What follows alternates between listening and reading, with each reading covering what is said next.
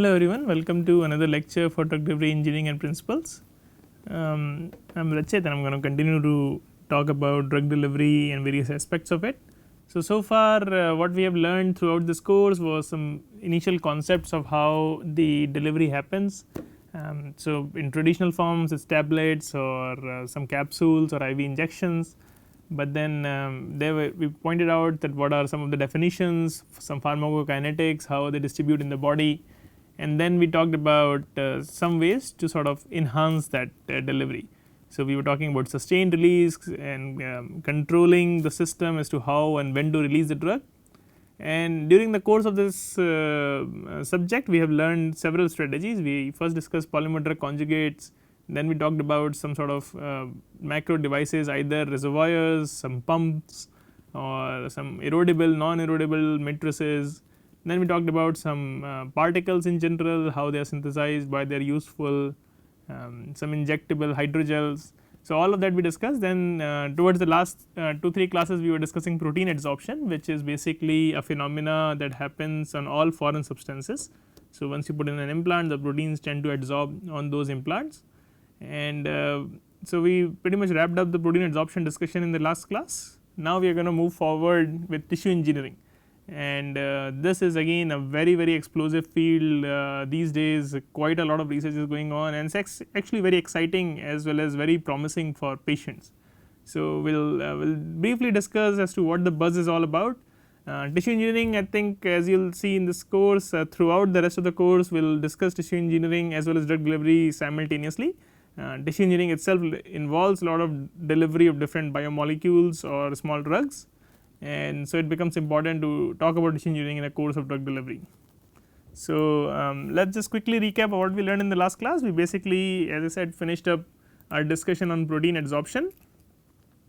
So why and how they adsorb. Towards the end we were discussing about multi-layer model, which we were saying that if we have a surface, it will not only form a single layer of protein, but it will have multi layers.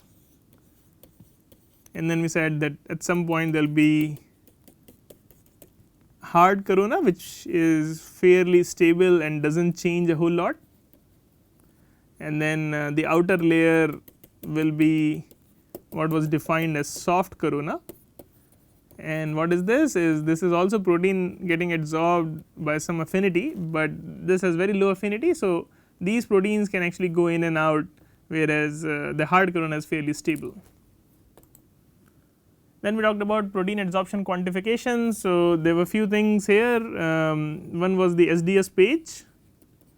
So you can take your material, you can treat it with SDS, heat it up. SDS is going to denature all protein and will interact very strongly with the protein. So that way all the protein that was on the surface will come out, and then you can run a page gel to figure out what is the molecular weight, and then follow it up with some kind of a Western blot for a specific protein to sort of give you semi quantification of how much amount of proteins are there, and then which are the different types of proteins that are also present. And then another way to quantify this is to use something called the SPR, which is the surface plasmon resonance. Depends on the dielectric of a particular surface. As protein adsorbed to it, the dielectric changes, and that is how you can quantify it by running some standards. So these are two of the methods we discussed.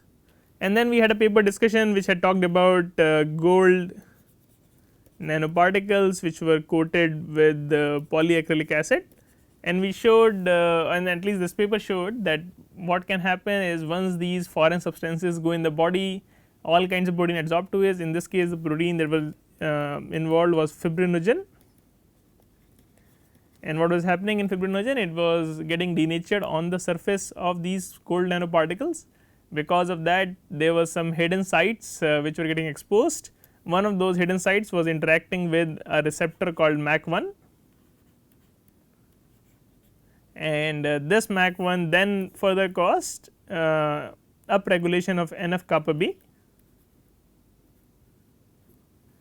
which is again a master regulator for sort of a initiation of immune response that resulted in lots of cytokines being released, and all downstream processes that are responsible are controlled by NF kappa B.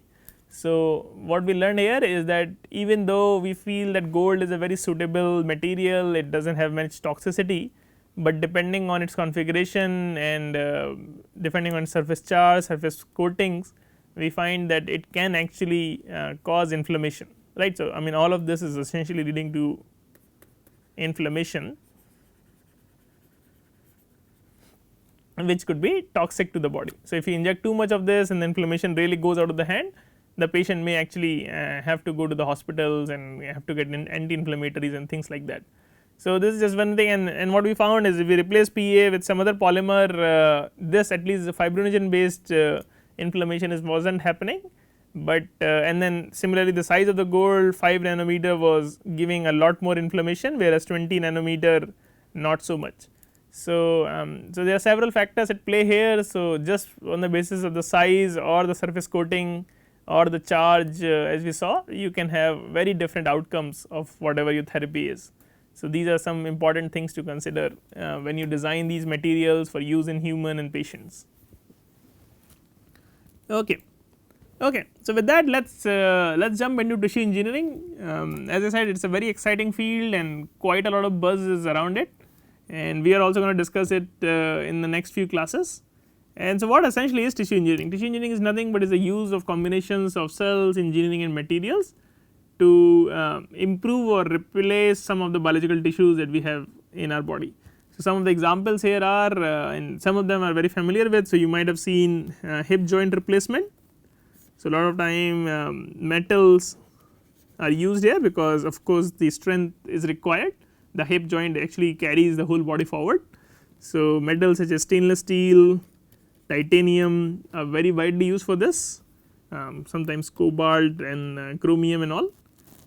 You have heard about the heart pumps. So, let us say if your heart cells are not able to pump very well, then a pump, external pump is put in which gives heart signal to pump at a certain rate. You have heard about total knee replacement, which is essentially if you are suffering from osteoarthritis and a lot of your cartilage has gotten damaged, then you can go in, and again this is also based on materials such as stainless steel, titanium. So, these actually are very widely used in current clinics.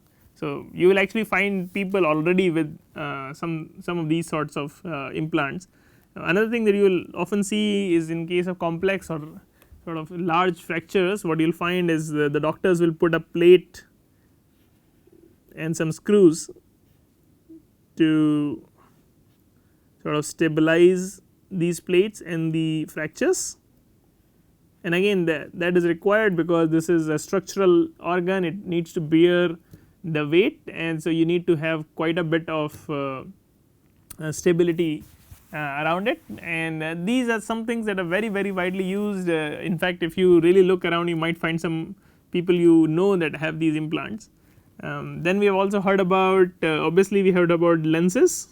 So, lenses quite a lot of people use. So, these could be either the glasses themselves, which is not really under the class of tissue engineering because this is something external that you are using, but then you have contact lenses, and sometimes these contact lenses may also be made out of polymers and all. So, these again are very widely used in clinics. Then you have artificial kidneys and external dialysis that happens.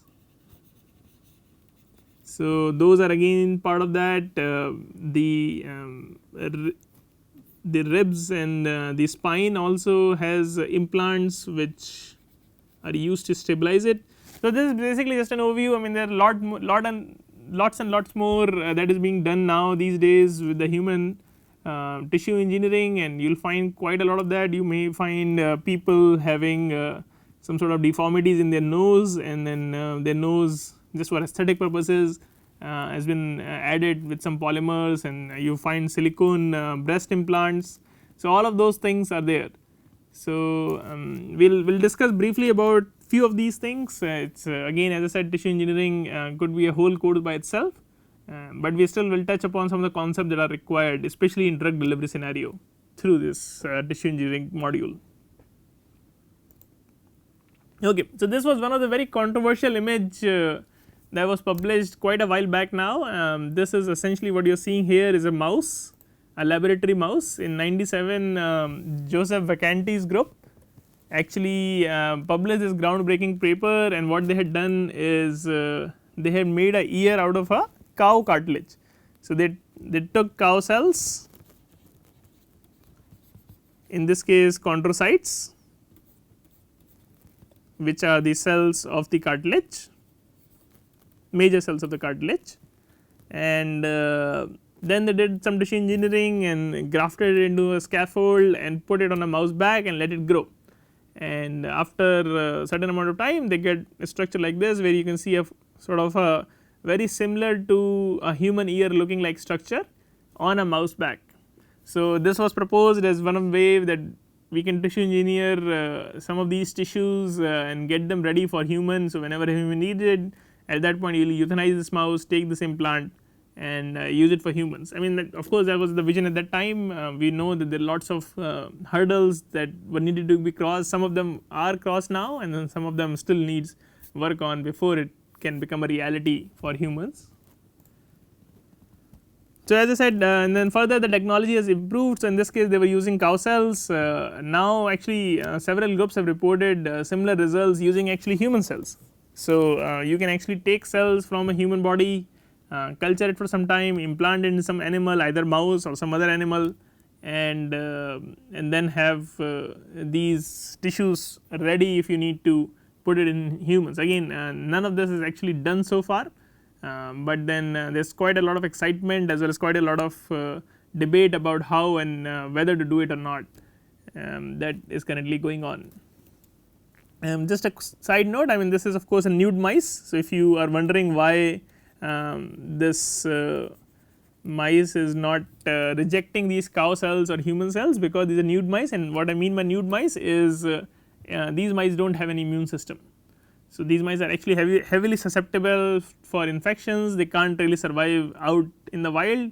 They are only grown in laboratory conditions, extremely clean conditions, to make sure that none of these mice get infected with any sort of pathogen, and only then you can put these cells which can then survive, because the mouse immune system is not going to attack them, since the mouse does not have an immune system. So, those are called nude mouse. Okay. So, further on tissue engineering. So, I mean, tissue engineering can technically be divided into sort of 4 or 5 domains. So, I am just going to briefly describe these domains. So, one is you generate the whole tissue in vitro, and then like in the previous image, and then you replace the damaged tissues in patients. So, in the previous image it was done in mouse, but then that has lots of ethical as well as translational issues. What happens if you implant mouse, some of the blood vessels might be from the mouse. So, those are some of the issues there. So, an ideal way would be to, let us forget about the mouse, just use all human cells, grow it in some kind of a culture dish, get to the whole tissue level, and then if the patient comes in with some, let us say, damaged lung, then you replace the lung from the culture dish for the human. I mean, again, this is all at this point a hope that this will happen in future. Some of the results that have come up has shown that this can actually happen, but in the actual scenario it has never happened so far. That the research and the technology still needs more work before this can actually happen, at least for all tissues. Then the other sort of branch of tissue engineering is to generate part of the tissue. So, this is actually you will find is more closer to human translation. So, essentially let us say if I come with a damaged tissue, part of my liver is damaged, and I can still live without it, but my function is sort of hindered, or it may continue to get hindered. So, I want to get some sort of a healing process to start, maybe have that whatever the tissue is damaged. So, my liver is now operating at, let us say, 50% capacity. So, I want to get that 100% capacity back. So, you can grow a part of the tissue in vitro and then replace it, the damaged portions, replace it with the damaged portions in the patient. So, that way maybe I will not get to 100% from 50%, but maybe 80% of the liver is now functional. That is the hope in that case. So, this is again still needs a lot more work before it start to get used heavily in humans, but as you will see some of this is actually starting to translate, and a lot more hope for this section of the tissue engineering to actually go into the humans is currently among the scientists and the clinicians. Then the next thing is let us not grow the tissue, let the tissue handle how to grow itself, but what you can do is you can provide a scaffold. So, again the same example, let us say half of my liver is damaged, it is only operating at 50%. I have tried to grow liver tissue in my lab as a scientist, and it is very difficult. So, what you can do is you can instead of doing all this process in vitro in your lab, what you can do is you can put the scaffold at the damaged portion, supplement it let us say with whatever growth factors that you might be required. So, let us say you put some growth factors, maybe some cells and the scaffold of course, and give it the right conditions, the right properties of these scaffold for the stem cells in that niche to sort of populate this and start to make the damaged tissue, and that way you can essentially help the patient restore some of the function and that was lost during the damage. And then the final one, which is actually now very widely used in tissue engineering, and we gave some examples in the last slide, is to adding support or filler material to support the function of the damaged tissue. So, this could be let us say if I need structural support, so I am putting in a metal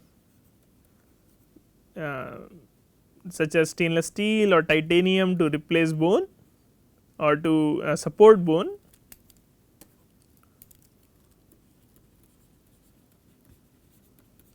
This could be that my lenses are not working in my eyes, so I put in a contact lens that again is made out of polymers, or my teeth are having issues, and what I can do is whatever teeth is having problems, I can replace them with some artificial teeth.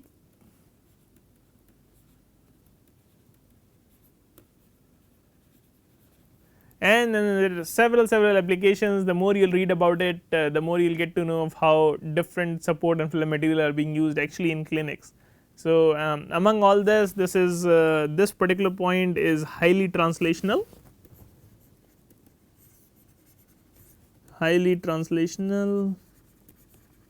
and is actually being used in clinics quite a lot currently, used in clinics, and more solutions are also coming up.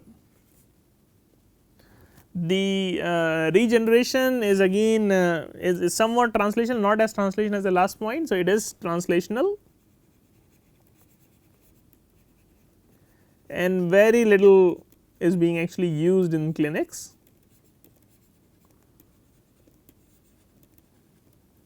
And then these 2 points are at this point more futuristic, and then the hope is at some point of time the technology will advance enough that we can reach at this goal. At this point I mean the idea is translational, but at this point it does not, in near future at least in the next 2-3 years, it does not seem like this is going to be something that is going to be used in humans quite a lot. Okay, so let us discuss again each of these points in a little more detail. So, at this point for a whole tissue replacement, let us talk about what are the technologies that are out there. So, one is and you might have heard of this, organ donation and all. One is to sort of have it transplanted from another human, and so let us say if a human is registered as an organ donor, if I am registered as an organ donor and I meet an accident and I am dying, at that point some of my tissues which are not damaged in the part of the accident, let us say it is eyes or let us say it is something else, those tissues can be then retrieved from my body and then put into a recipient who is actually suffering from, let us say, some disease, maybe the eyes are he or she is completely blind and needs an eye implant. So, those can be then transferred, and this is again very heavily used in clinics. What you actually find is there is quite a lot of demand for organs to be donated. In fact, there are not enough organs to be donated. So, that is something that we can consider to become as a to be signing up as an organ donor, and that actually helps life when we are not there anymore. So, some of the issues with this particular thing, as I just mentioned, there is a lack of donors. There is a chance that the disease may spread. Let us say if a donor was suffering from some chronic disease, could be HIV, infectious disease, or could be something else, then there is a chance that some of those HIV viruses will end up going to your recipient as well. So, the disease transmission is high, so it needs to make sure that whatever organ is being used has been vetted very well to ensure that it will not spread the disease. And then the final and the major hurdle with this sort of thing is immune rejection. So, again all humans are different. So, if I get an implant from another human, my immune system is not going to like it at all, it is going to continue to attack it and continue to damage it. So, not only I will suffer from all kinds of problems because my body is in a continuous state of inflammation, but then the organ will eventually get damaged. So, what you will find is most of the time when these organs are donated, some kind of immunosuppressants are given.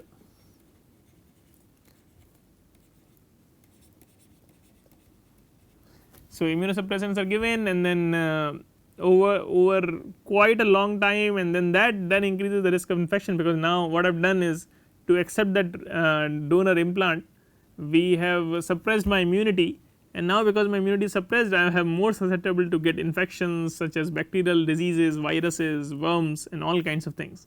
So, all of these become an issue, and then most of the time you will find that only few years is when few year survival of the organ is observed.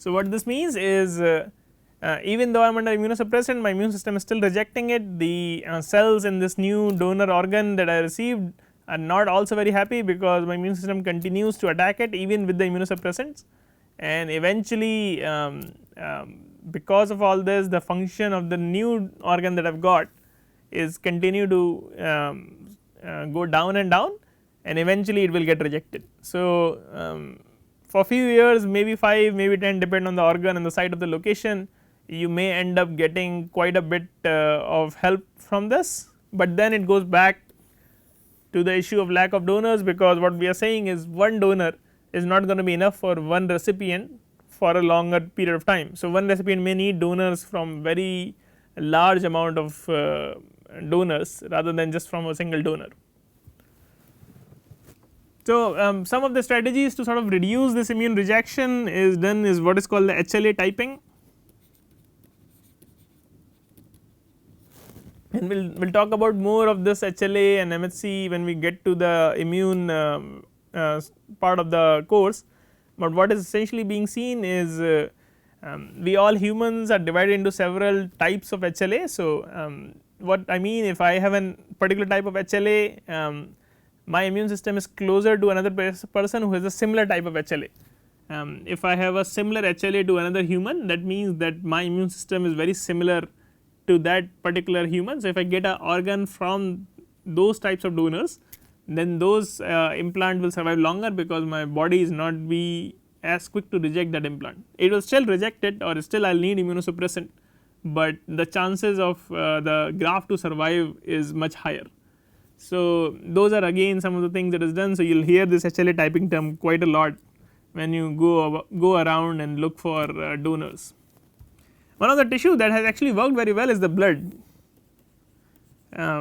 So, blood donation you will see all the time. I am sure some of you might have even donated blood or received blood, but then the blood donation works very well, just because these blood cells have a life cycle of only about 3 to 4 months, and so and then their immunogenicity is also very low. So, immune system does not really reject them a whole lot, and then anyways these cells get recycled every 3-4 months anyways. So, this blood donation works very well in terms of the organs, but then when you talk about big organs and solid organs, those have always risk of immunosuppression.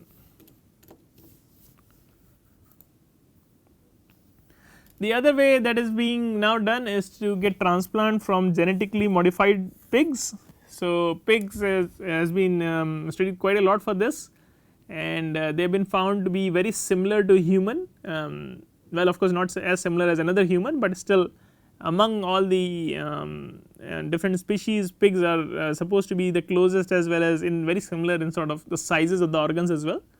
The problem again is going to come back to this issue of the immune rejection.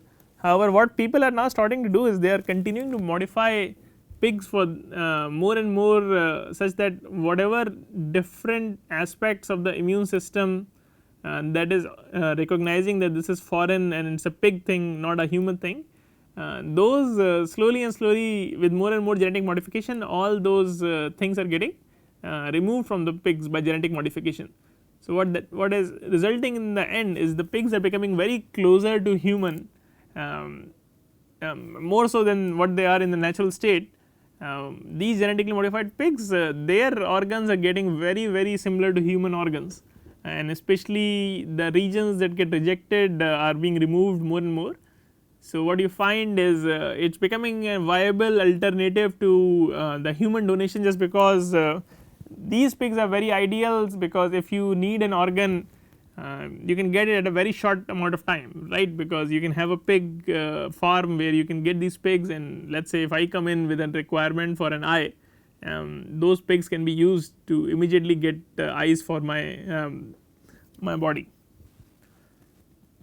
So again, but again having said all that, this is still very far away from reality to be used in clinics. So it will still need a lot of work before these things can be become a possible alternative to humans. As I said, our immune rejection is still a major issue. So on this whole tissue replacement, there are not many bioengineering approaches that are available. So you can't really grow a whole tissue in the body or in outside in a dish. The problem there is it becomes the problem of a size. So major limitation is a lack of blood vessels. So once so if I have a single monolayer of cells,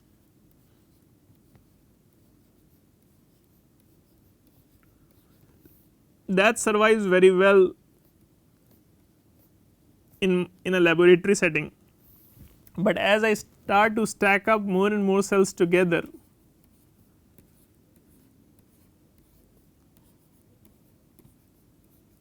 the oxygen diffusion to the inner core of this tissue will become an issue, and that is why in our body you will find there are lots and lots of blood vessels, and their major job is to make sure that the blood, the glucose, the oxygen is going to every part of the tissue. And when I grow them in vitro in a culture dish, it is very hard for me to get to that level of intricacy and that level of distribution as we see in our own organs or in animal organs, and that is why you can only get very thin tissues, a millimeter at max, and once you start going bigger than that, you start seeing quite a lot of cell death in the center, which limits sort of the growth of the tissue.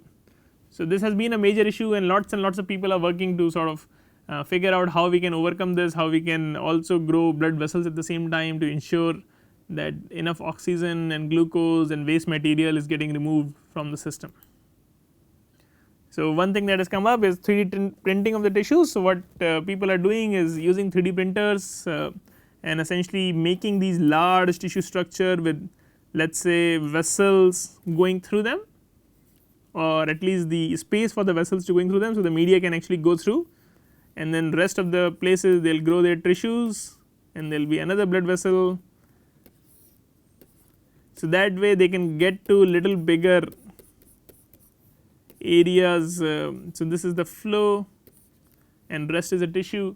So that way they can get to bigger tissues, but still the problem is that is still a new field, is still very nascent, and it is still to be seen whether something grown from this is going to be very functional in animal setting, although quite a lot of research is being done on this. And one of the most widely used strategy for a whole tissue replacement is called decellularization of tissues. And so what is essentially done is the tissue is taken, is decellularized. So let us say if I take a heart, or let us say a lung,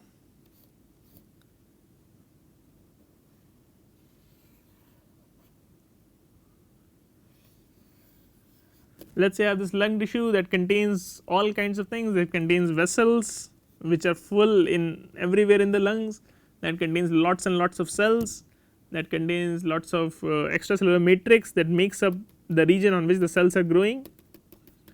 And so what is done is this tissue is taken either from cadavers or from animals. This tissue is then treated with several reagents to make it decellularized, and what that means is all the cells are removed, all the free proteins, free genetic material is removed, and once that is done, most of the things that are recognized by the immune system are these cells and these small proteins that are different from the humans, and once those are removed, those are fairly non immunogenic material, and then you can come in and seed cells from a patient body or from a human source, which will then result in a filling of these sort of ghost of your initial lungs, and they also have their blood vessels as well. So, you can seed all kinds of cells, cells that are present in blood vessels, the endothelial cells, the cells that are present in the lung, epithelial cells, and culture this, and then you can use it as an implant. Again very widely used in research, not a whole lot of it is being used in clinics. Okay, so we will stop here and we will continue the rest in the next class. Thank you.